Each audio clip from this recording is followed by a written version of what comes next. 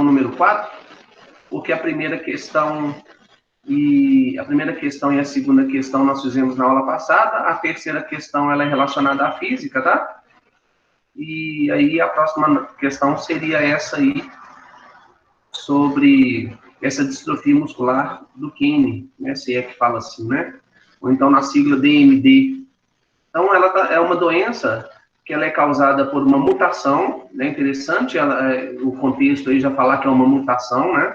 Lembrando que mutações são alguma sequência daqueles pareamentos de bases que não é o padrão normal, né? Houve alguma situação ali que fez com que aquela sequência ela se modificasse do padrão normal. Lembrando a vocês aí que existem vários tipos de mutações, né?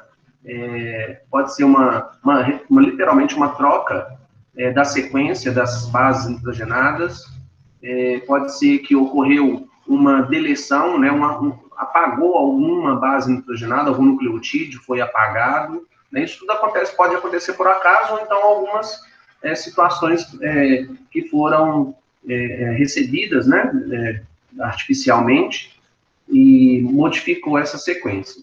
Então, em um gene localizado lá no cromossomo X. É interessante também que a gente acabou de falar sobre essa genética do cromossomo X, né, que seria a genética sexual. Então, lembrando que o cromossomo X ele pode apresentar tanto no homem quanto na mulher, sendo que na mulher o par de cromossomo sexual eles são iguais, então a gente chama de XX, ou então no homem apresentando apenas um. Então, tanto no homem quanto na mulher pode ter essa doença chamada de distrofia muscular.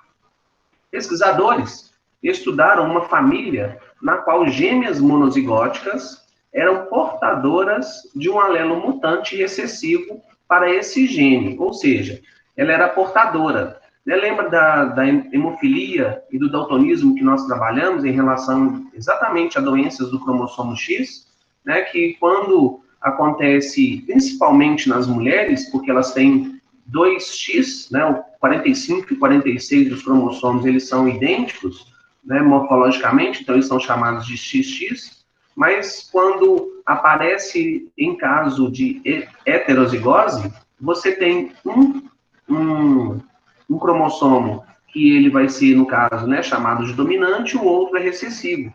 E essa doença aqui, ela remete à mesma ideia da hemofilia e do daltonismo, onde aparece, né, a recessividade que demonstra a doença. Só que lembrando aqui, para essa questão, a homozigose recessiva não é a doença.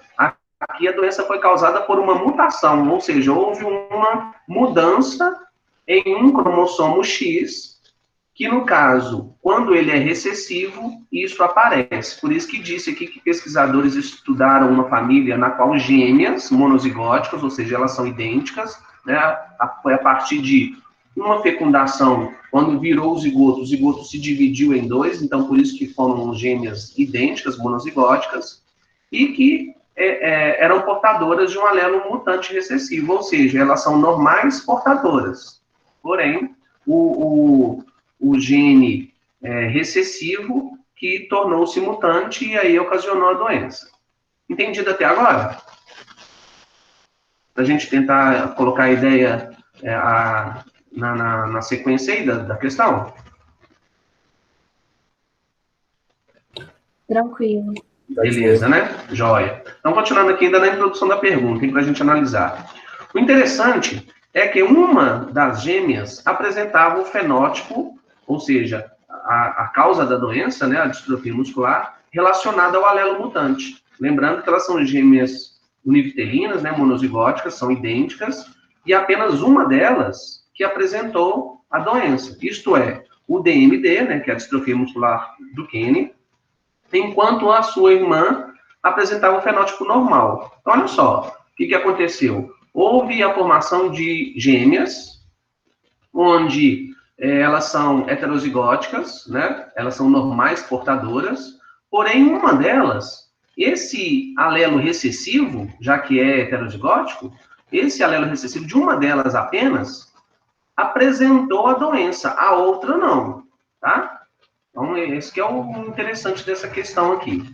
A diferença na manifestação do DMD entre as gêmeas pode ser explicada pela... Então, lembrando, se você tem uma gêmeas univitelinas, monozigóticas, com caráter para a doença de distrofia muscular, que é uma mutação para o alelo recessivo, uma delas apresentou a doença e a outra ela é normal, né? Ela não tem a doença não, justamente porque ela é heterozigótica.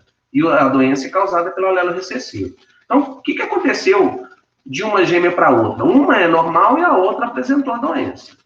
Aqui já tem as opções, vocês percebem aí que a opção correta é a letra D, né? Mas vamos analisar caso a caso para realmente a gente confirmar a letra D lá, apresentando aí já nas informações das opções. Letra A.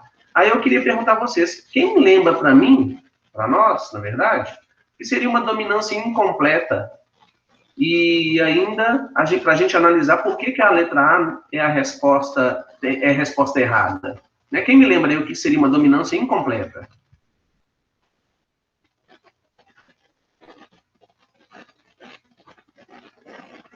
É tipo aquela da Rosa, quando não tem, tipo, nenhum gênio vai dominar, e vai ser, tipo, por exemplo, na Rosa, aí tem a vermelha e a branca, aí nenhuma delas domina e forma uma rosa.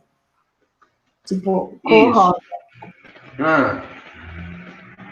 E aí, como que a gente visualiza isso em pares de cromossomos? Essa dominância incompleta, ela acontece com um caráter heterozigótico? Quando você deu o exemplo aí das rosas, né? Da rosa vermelha e branca, por exemplo. Acho que não. Não é heterozigótico, isso mesmo. A dominância incompleta e a codominância, né, que são duas variações da primeira lei de Mendel, os cruzamentos são com os pares de homozigótico dominante. Então, a letra A, ela já foge da questão justamente pelo caráter do genótipo para que a gente está se tratando. Né? Aqui já falou que é heterozigótico, e a dominância incompleta, ela seria os dois pares de genes, né, com homozigose dominante, né? Que aí, à medida que acontece o cruzamento desses dois pares de genes, você vai ter uma informação de um e de outro, só que vai ficar de forma incompleta, né? Não tem como você ter essa característica que vai seguir ou de um par de genes ou do outro par de genes, né? Vai acontecer essa dominância incompleta aí.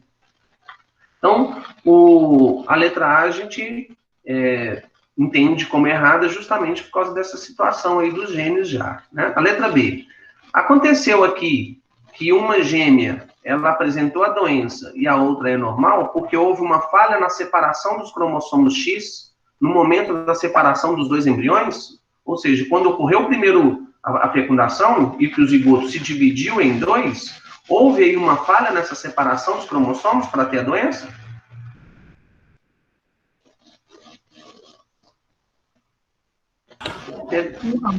Não ocorreu, porque inclusive as duas meninas nasceram, né? Elas nasceram gêmeas justamente porque o zigoto, quando ele foi fecundado, né, juntou lá o espermatozoide que carregava o cromossomo X, juntou com o óvulo que é X, então fez XX um zigoto.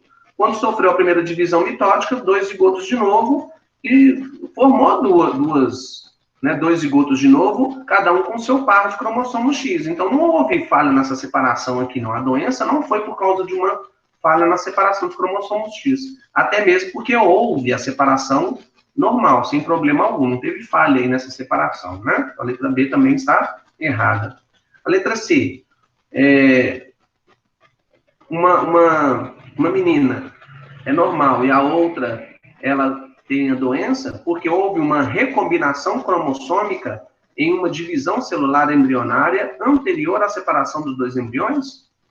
A recombinação cromossômica, ela já aconteceu na formação do gameta, né? Não foi a doença, ela não é por causa de uma recombinação cromossômica né, quando sofreu a divisão de um zigoto em dois zigotos de novo, não. Né? Inclusive, quando você tem um zigoto que dividiu em dois zigotos de novo para dar gêmeas univitelinas monozigóticas, aí nem aconteceu uma recombinação genética. Tanto é que elas são com o DNA idêntico, né? Elas são exatamente clones. Está entendido aqui também a letra C, porque ela ficou errada?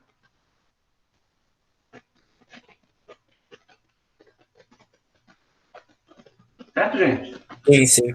Beleza. Aí a letra D, que é a opção, né? Então, por que a letra D ela é a correta?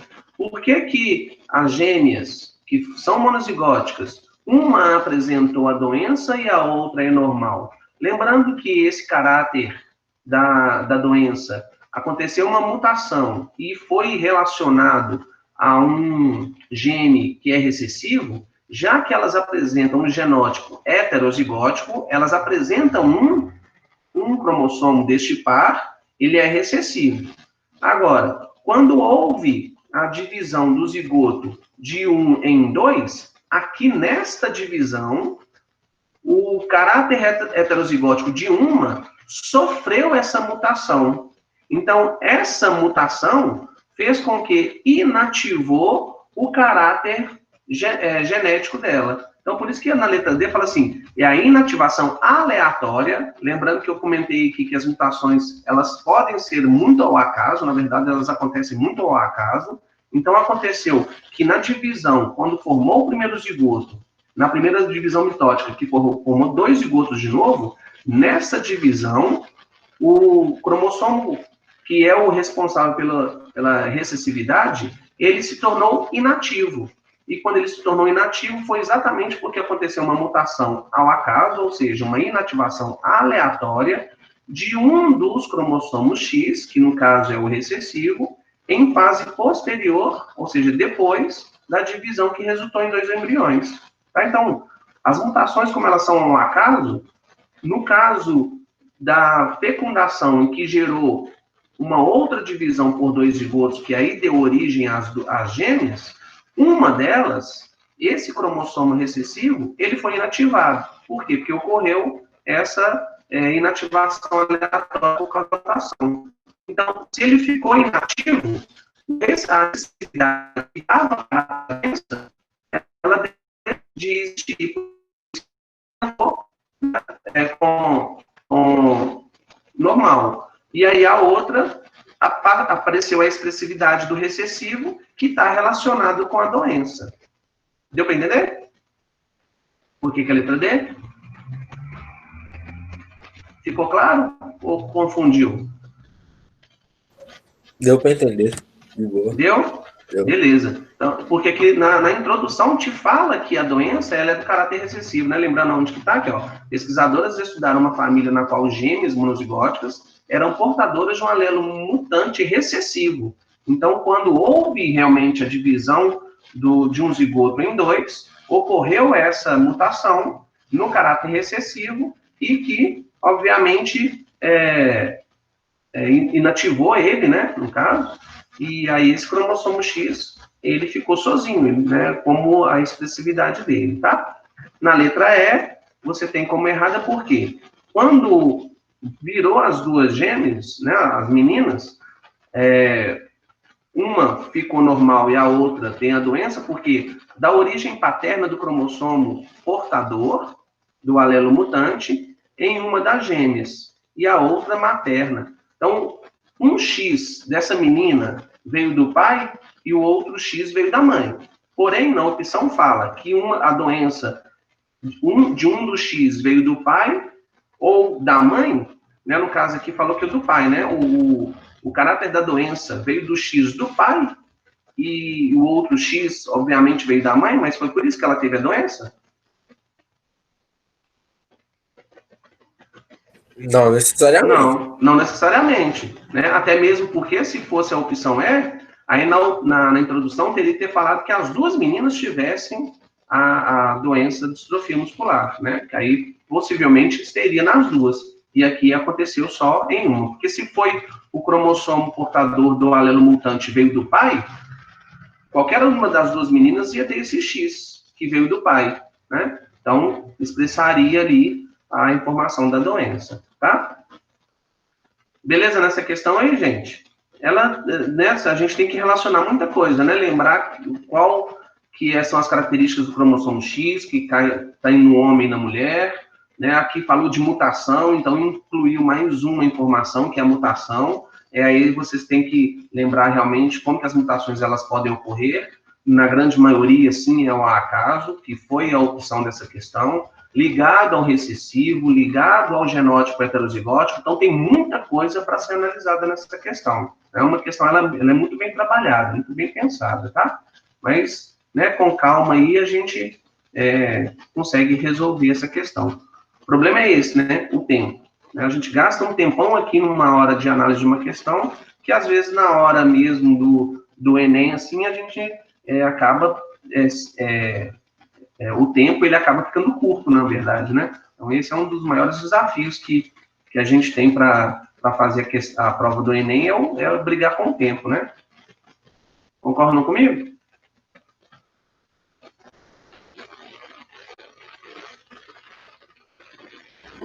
Sim. Então, vamos para a próxima questão número 5, está carregando aí, carregou.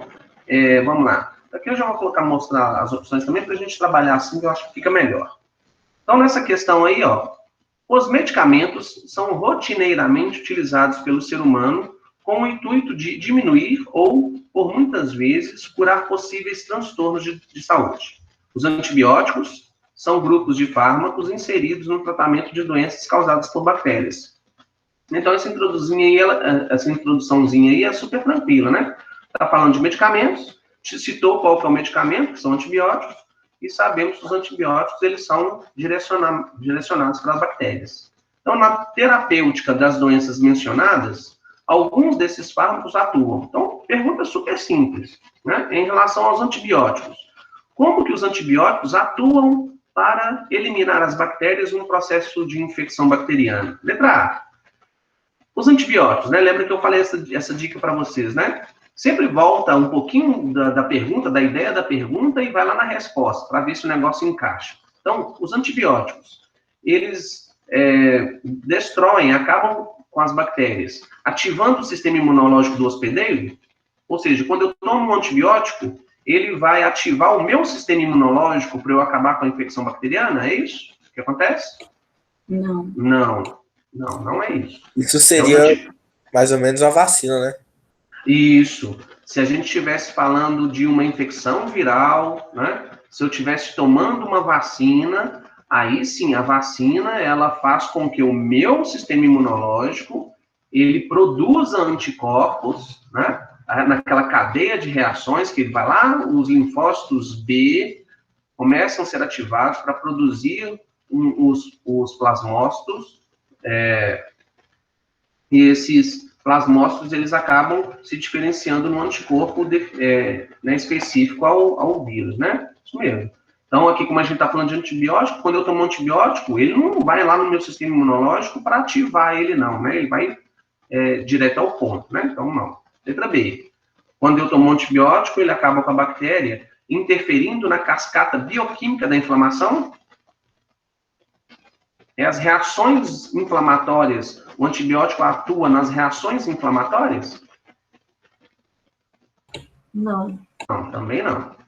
Os antibióticos, para matarem bactérias, ele remove as toxinas sintetizadas pelas bactérias?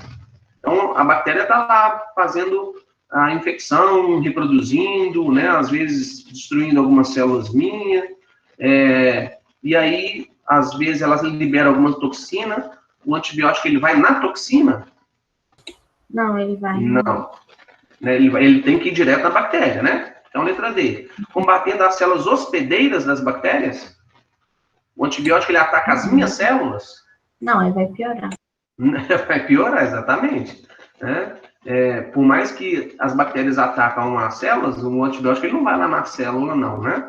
Então, sobrou a letra E, que inclusive ela está correta, né? As bactérias vão danificar estruturas específicas da célula bacteriana? Sim, né? Então, o antibiótico, ele atua diretamente no causador da doença e aí danificando as suas estruturas. Aí vale uma algumas informações aqui de antibióticos, tá? Alguns antibióticos, eles danificam, como falou aí na opção estruturas específicas, tem 2 pontos de estruturas da bactéria que o antibiótico ele pode atacar, tá? Alguém poderia me dizer? São 2 pontos. Quais seriam esses 2 pontos que o antibiótico ataca a bactéria para matá-la, destruí-la? Quais seriam esses 2 pontos? Seria um deles é o núcleo. Lembra que bactéria não tem núcleo, hein? Então, não, é aquele negócio lá, tem a mitocôndria, citoplasma. Membrana? Hã? Na verdade, a gente pode, ao invés de falar 2, tem até 3, né? Pensando bem aqui, são até 3 pontos, e na verdade seria a ação mais direta mesmo que os antibióticos poderiam fazer. Lembrando que bactéria não tem núcleo, mas ela tem DNA. Então, pensa bem aqui, se o antibiótico atacar lá no DNA, né, destruindo todo o DNA, a bactéria ela não seria mais nada, vocês concordam? Porque sem material genético, nenhum ser vivo é nada. Né? Principalmente um ser unicelular, que são bactérias. Então, destruindo o DNA já é um fator, tá bom? Mas aí, lembrando que um antibiótico ele teria que literalmente penetrar dentro dessa célula, né? Passar ali pelas estruturas da parede celular, membrana plasmática e tudo mais, para chegar ao DNA. Mas tem como. Talvez a forma melhor de destruir bactérias é atacando a estrutura da parede celular, que é onde a bactéria tem como a primeira forma de defesa que ela tem de proteção para ela é a parede celular. Então, tem antibióticos que quebram, digerem, né, destroem a parede celular bacteriana. Se destruiu a sua proteção primária, né, facilmente se destrói as estruturas internas, tá bom? E também tem antibióticos que atacam na única organela que as bactérias apresentam. Única não, mas uma das principais organelas que a bactéria apresenta. Alguém sabe? Ribossomo? Ribossomos, muito bem. Então tem antibiótico que ataca diretamente os ribossomos. Atacando os ribossomos, as bactérias não conseguem sintetizar proteínas. Então ela não consegue produzir praticamente mais nada para o seu metabolismo, né, para fazer divisões das reproduções assexuadas. Então, assim, tem muito antibiótico que ataca parede celular, que aí já destrói ela praticamente toda. Né? Atacando ribossomos, deixa de sintetizar proteína e aí o metabolismo dela, as atividades que a bactéria pode fazer, ela acaba não tendo esse objetivo. E, obviamente, se você destruir o material genético, que é o DNA, né, aí qualquer ser vivo ele acaba sendo destruído. Beleza? Beleza nessa questão? Sim. Sobre aí, né, as bactérias. Essa questão é mais tranquila mesmo, até de analisar. Então, vamos para a próxima. Vocês estão acertando aí? Quem mata aí? Vocês estão a 5?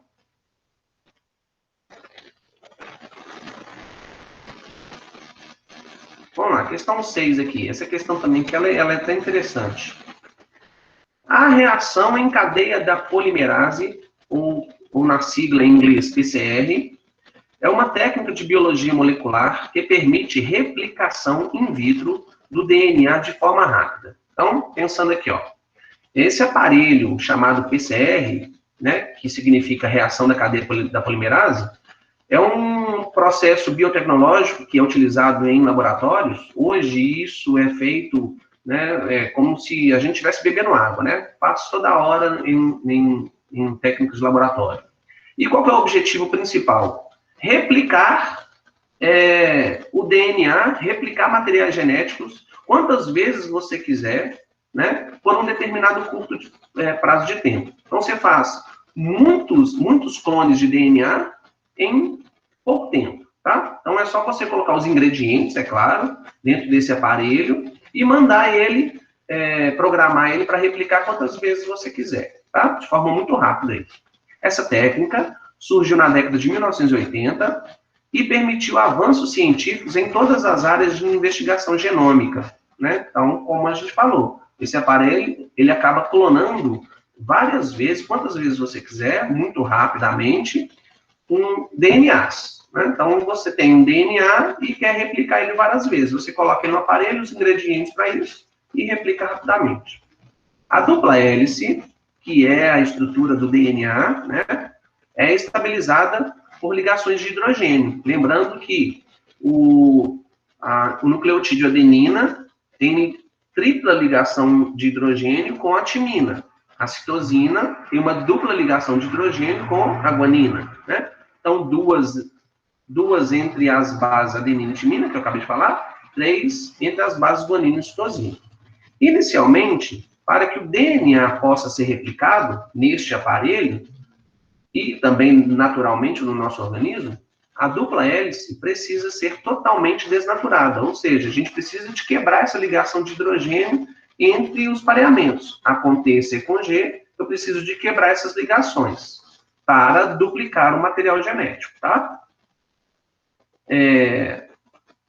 Pelo aumento da temperatura. No nosso caso, a gente utiliza enzimas, né? Eu posso usar a DNA polimerase, que é uma enzima que vai quebrar essas ligações de hidrogênio, adenina com timina, citosina com guanina, e no aparelho eu aumento a temperatura.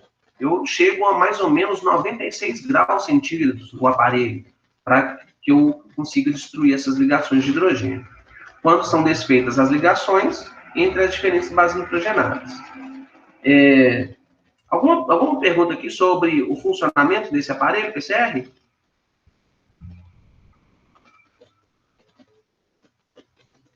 Eu não entendi muito bem qual que é a desse aparelho. Então, vou tentar resumir. Ó.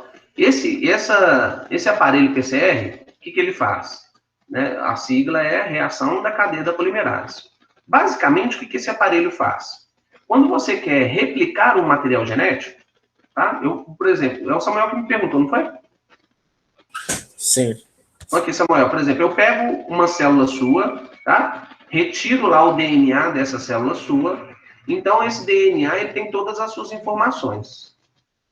Eu quero replicar esse material genético seu 1000 vezes. Tá? Estou dando um exemplo aqui, 1000 vezes. Então, vou pegar uma célula sua, tirar esse DNA seu dessa célula, colocar neste aparelho e programar para replicar 1000 vezes. Então, eu vou ter 1000 vezes o seu DNA.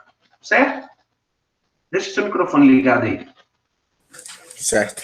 Certo? Então, eu vou fazer isso nesse aparelho. Agora, para eu fazer isso, eu tenho que colocar lá os nucleotídeos, né? Eu tenho que colocar alguns íons, magnésio, tá? Eu tenho que colocar os ingredientes. É igual fazer bolo. Eu tenho que ter os ingredientes para fazer o bolo. Se eu tiver ingredientes para fazer 1000 bolos, eu faço os 1000 bolos. Então, a ideia aqui é a mesma. Eu quero replicar o seu DNA 1000 vezes. Então, eu tenho que colocar no aparelho ingredientes para replicar 1000 vezes. Ou seja, são os nucleotídeos, íons, alguns elementos são tranquilos. Programo lá e ele faz, para mim, 1000 DNAs. Esse é o objetivo do aparelho. Agora, para que eu replique esse seu DNA 1000 vezes, o DNA original que eu peguei, eu preciso de abrir essa fita. Para eu abrir essa fita, ou seja, desparear os nucleotídeos, adenina com timina e citosina com guanina, eu tenho que abrir essa fita. Então, eu tenho que quebrar essas ligações de hidrogênio. No nosso organismo, a gente faz isso. Só que de forma por necessidade. Né? Quando eu preciso regenerar uma célula, repor células mortas, né? Então, eu faço isso naturalmente. Como que eu quebro essa ligação? Adenina com timina, citosina com guanina. Como que eu quebro isso? Eu uso uma enzima chamada DNA polimerase. No aparelho, eu elevo a temperatura. Eu coloco esse aparelho para colocar uma temperatura de 96 graus. A temperatura é altíssima. A temperatura alta faz com que a ligação de hidrogênio se quebre e abre. Deu para entender? Certo, entendi. Beleza. Então, a introdução aí é explicando o que é o PCR, né? Como que o DNA é e tudo mais. Qual dos segmentos de DNA será o primeiro a desnaturar totalmente durante o aumento da temperatura no aparelho PCR? Então, aqui está utilizando o PCR. Lembrando que para eu quebrar a fita dupla de DNA, ou seja, separar o nucleotídeo adenina da timina e citosina com guanina, eu tenho que elevar a temperatura. Então, eu elevei a temperatura a 96 graus e separei as duas fitas. Sendo que adenina com timina tem 2 ligações. Citosina com guanina tem 3 ligações. Então, qual seria dessas opções aqui o DNA que quebraria primeiro? Vamos supor que eu coloquei 5 materiais genéticos diferentes nesse aparelho, e qual deles quebraria primeiro? Por quê? Aí eu pergunto a vocês. Vocês que vão me responder. Por que é a letra C? Desses 5 DNAs diferentes, o PCR abriria, né, as duas fitas, separaria os nucleotídeos, primeiro a da letra C.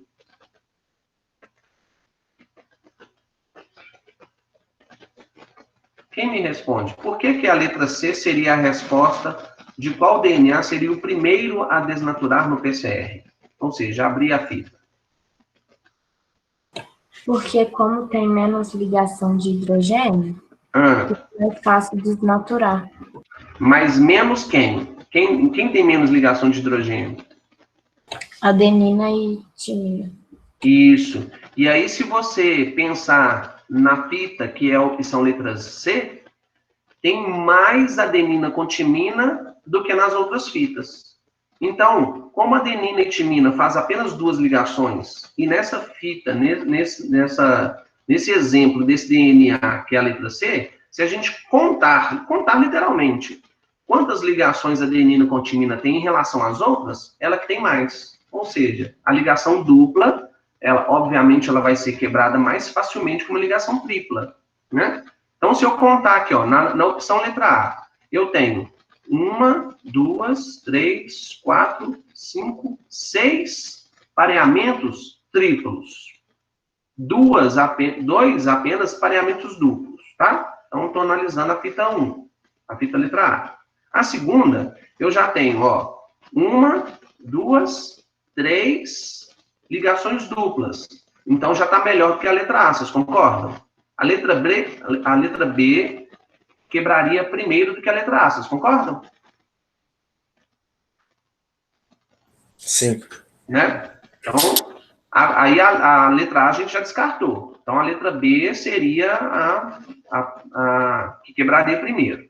Aí, quando você analisa a letra C, você tem 1, 2, 3, 4, 5, 6. 6 pareamentos duplos. Em relação a essa, que só tem 3, essa aqui vai quebrar primeiro. Então, a gente fica com a letra C.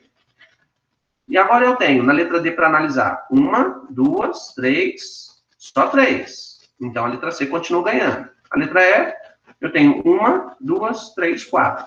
Então, a letra C tem 6 pareamentos duplos. Em relação às outras, eu tenho mais ligações duplas do que triplas. Então, obviamente, ela vai quebrar mais rápido ao elevar a temperatura. Se fosse no nosso organismo, o sentido também seria o mesmo, tá? A enzima teria mais facilidade em quebrar 2 ligações do que 3. Questão né, de contagem mesmo de ligações, tá? Tudo bem aqui nessa questão?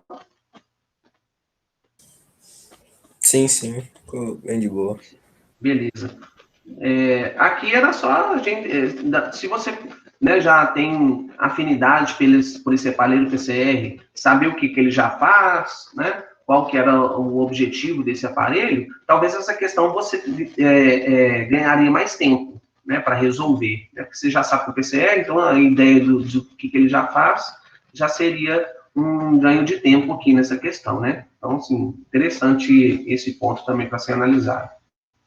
A próxima questão, a questão 7, vamos ver o que ela fala aí.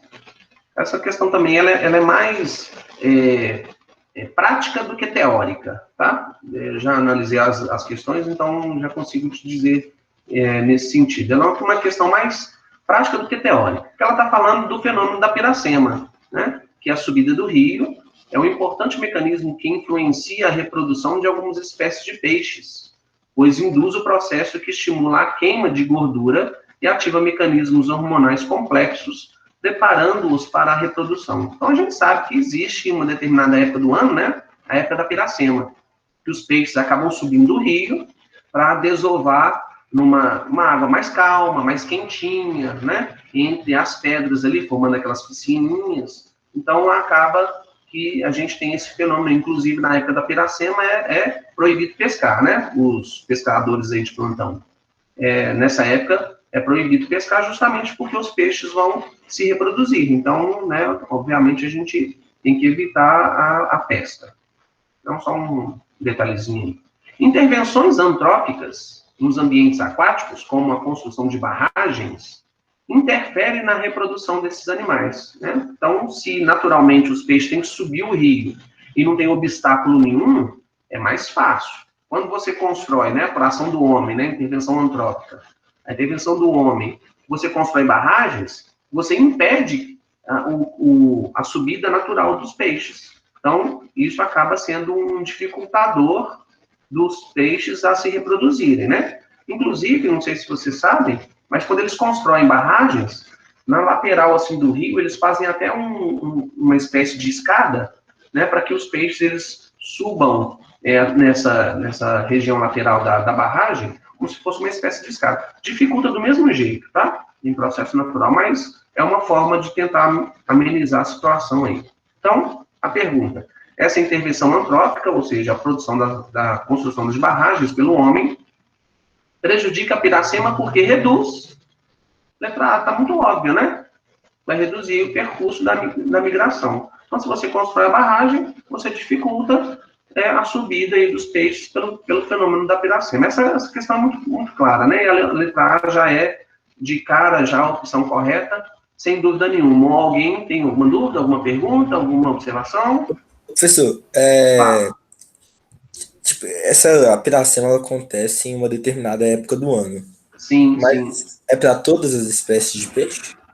Geralmente sim. Ou ela Geralmente sim. acontece, tipo, Tem espécies diferentes. Não, tem espécies diferentes, justamente por causa da adaptação ao ambiente, tá?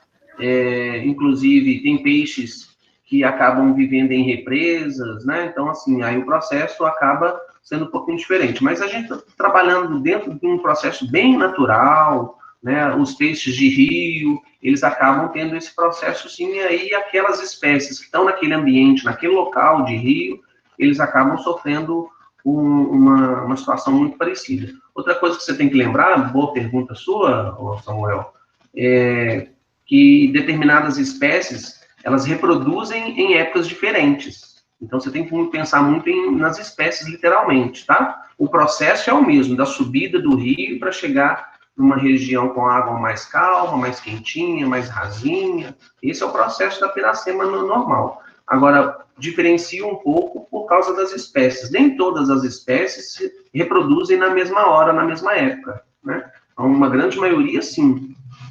Porque aí é a época do ano que favorece demais a reprodução. Mas algumas espécies podem fazer esse processo de reprodução em um outro momento, tá? Mas a grande maioria, sim, na mesma época. Só para a gente não passar batido nas outras opções, ver realmente por que ela está errada, né? Sabemos aí que a letra A, construção de barragens, impede, literalmente, né? Reduz o percurso da migração, mas a letra B, a construção de barragens reduziria a longevidade dos indivíduos? Eles iam morrer mais rápido? A letra B está falando isso. Não. Quando você constrói barragens, você diminui o tempo de vida dos peixes? Não necessariamente, né? Eles poderiam... Aí é o que eu estou fazendo a pergunta, tá? Eles poderiam reproduzir sem subir pela piracema? Sem subir o rio? E construindo barragens, eles continuariam reproduzindo ou diminuiria a reprodução? Diminuiria a reprodução. Mas aí vocês concordam, então, com a letra B, ué? Não, tipo assim, se eles não conseguem subir, eles não conseguem reproduzir melhor. Assim, o ambiente é mais favorável quando eles sobem. Exatamente. Né? Mas se eles não subissem o rio, ou então não conseguissem ultrapassar as barragens, eles reproduziriam, né? Certo? Sim. Aí a gente está falando, na verdade, duas coisas, né? Reprodução e longevidade de tempo de vida, né? Eles poderiam continuar vivendo lá, sei lá, 20, 30 anos, com a barragem ou sem barragem, concorda? Concordo, sim. Ah, beleza. Beleza. É isso que eu fiz. Eu acho que na hora que eu fui fazer a pergunta aqui, eu embolei uma coisa com a outra, mas... Entenderam? Sim. Beleza. Então, a construção da barragem, né, prejudica a Piracema, reduz a disponibilidade de alimentos? Não necessariamente também, né? Tem nada a ver. Não necessariamente, reduz o período de migração da espécie? Não. O período é o mesmo, né? Não vai reduzir o período, não. O período é o mesmo, o tempo é o mesmo. Só vai dificultar realmente o local. Por isso que a letra A, ela encaixa melhor. E reduz o número de espécies de peixes no local? Como eu falei, aí que eu quis dizer aquela hora. Se eles não subissem, eles poderiam reproduzir da mesma forma. O ambiente é facilitador lá em cima no rio, né? Mas até antes da barragem, eles conseguiriam reproduzir. Então, não diminuiria o número de peixes no local, não. O número de peixes poderia continuar no mesmo, não necessariamente. Tá ok? Deu para entender, moçada? Sim. Por isso que eu falei que é uma questão mais prática do que teórica, né? Aí é mais a prática mesmo de vivência, de você lembrar e saber o que é a Piracema e analisar as opções aí também. Vamos fazer essa última aqui. Ela é simples, ela é rápida, porque o nosso tempo já está terminando, mas ela é tranquila da gente analisar aí com poucos minutos. A Mata Atlântica caracteriza-se por uma grande diversidade de epífitas, como as bromélias, né? Então, te dei um exemplo aí desse tipo de planta, né? As epífitas, como as bromélias. Vocês já visualizaram a bromélia na cabeça? É interessante para a gente responder essa questão se você conhece as bromélias, né? Pelo menos visualiza ela aí. Essas plantas estão adaptadas a esse ecossistema, ou seja, da Mata Atlântica, e conseguem captar luz, água e nutrientes, mesmo vivendo sobre as árvores, que é a característica de plantas epífitas, tá? Que é viver num local que é mais acima, né, por causa da umidade, principalmente. Então, elas vivem em galhos de árvores de grande porte, tá? É a característica de epífitas. E aí te deu o exemplo que são as bromélias. Essas espécies captam água do ou da, né? Como que as bromélias, lá na Mata Atlântica, vivendo sobre as árvores, elas captam água? Letra A. De organismos das plantas vizinhas. A bromélia pega água das plantas vizinhas? Sim ou não? Não. Não. Não, e não faz sentido nenhum, né? A gente não consegue nem visualizar essa situação aí. Letra B. Ela pega do solo, através de suas longas raízes, né? A bromélia está lá em cima das árvores, nos troncos, né? Nas ramificações, e aí ela tem uma raiz bem longa até chegar no solo. Não tem. Quem conhece a bromélia sabe que ela não tem essa raiz bem longa, né? Ela captaria a água da chuva acumulada entre as suas folhas? Sim ou não? A gente já sabe que essa é a resposta, né? Mas, aí por isso que eu falei assim, se vocês conhecem as bromélias, né, você já lembraria das estruturas dela, né? Para quem não conhece bromélia e não visualizou ainda, eu vou dar uma dica para você imaginar como que essas plantas, as bromélias, vivendo na Mata Atlântica, que é um ambiente extremamente úmido, né, conseguem captar água. É só você pensar no abacaxi. A coroa do abacaxi, ela dá para você ter uma ideia de como que as plantas bromélias são. As bromélias são exatamente como aquela coroa do abacaxi. Inclusive, o abacaxi é uma bromélia, tá? É um fruto das bromélias. Então, por isso que aquela coroa, né, dá para você imaginar como que essas plantas são.